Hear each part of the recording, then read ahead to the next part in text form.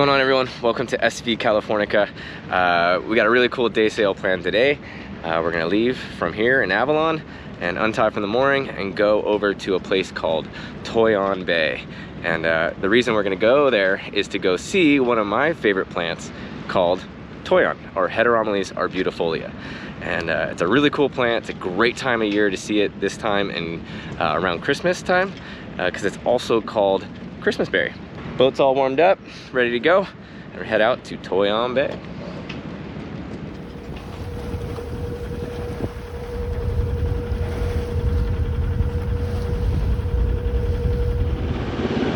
So it's just a quick jaunt over to Toyon Bay. So I didn't raise the sails. We're beating right into the wind anyways, so yeah, just lifted the dinghy, put it up on the front, and we'll be there in a moment. I reached out to the camp, and they're actually really nice and are letting me pick up a mooring at Toyon for the day while we do this hike. So I prefer to anchor, but I gotta get good at picking up moorings by myself, so we'll see how it goes.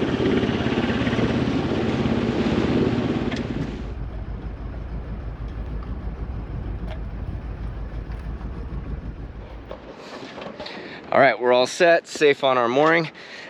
Picked it up without any trouble. It's a little slimy, but it's all good. So yeah, here we are at Toyon Bay. It's a really cool spot.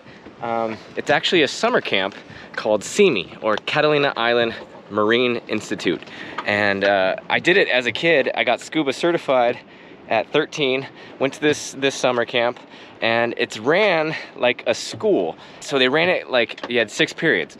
And so I had like scuba class. They do a lot of marine science classes too. I did the scuba classes. I also did like marine robotics, which was really cool, making little jet stream things under the water.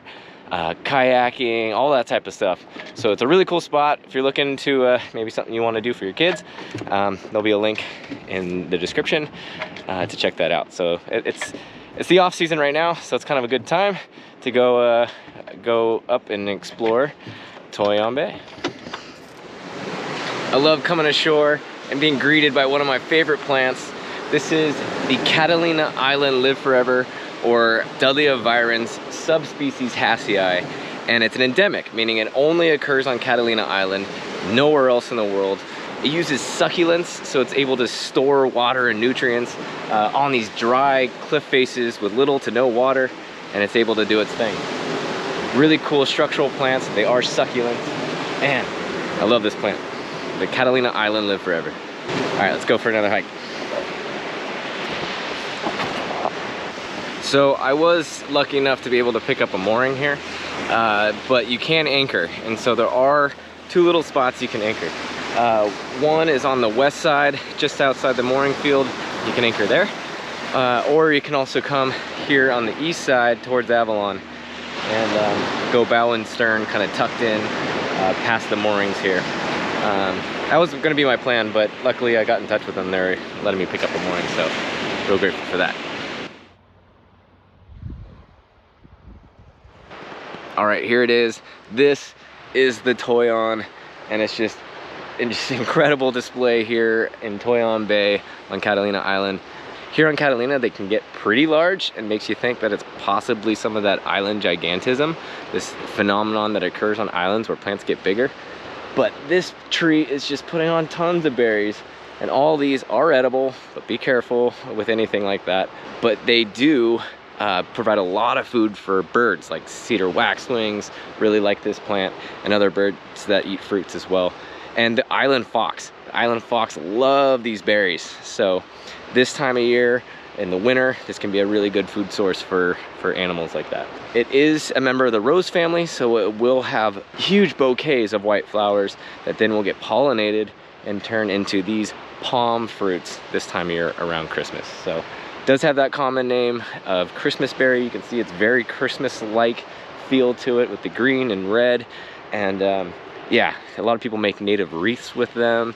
It really sells that Christmas holiday spirit. It's very drought tolerant. It has a wide distribution all throughout California. And so it's really a really adaptable plant that in a garden setting, this thing is fantastic. So it's really drought tolerant, puts on seasonal interest with flowers, in the spring, and these winter interest as well with these berries. You can't go wrong with it. Handles a lot of different soil types, a lot of different conditions in a garden. Does like a bit of sun, but this is a great tree. So if you're looking for a landscape tree, don't pass up Toyon. And also it provides a lot of ecological benefits to the environment here in California. So really cool. I love this tree. I hope you guys do too. And it's just a real spectacular one to give the name here at Toyon Bay. All right, let's go see what else we can find. All right, I just showed you one of my favorite trees, the Toyon, but this plant is easily becoming one of my favorite plants on Catalina Island. I just hiked up a little bit further up the hill into the chaparral, and here is the California rock flower, or Crocosoma californicum. It's such a cool plant. It's got these really delicate flowers that are all around the plant itself. Got these really nice kind of glaucous colored leaves. It's got these really cool bracts on the bottom of the flower, and just all these little, just really cool shape. This is Crocosoma californicum, or the California rock flower.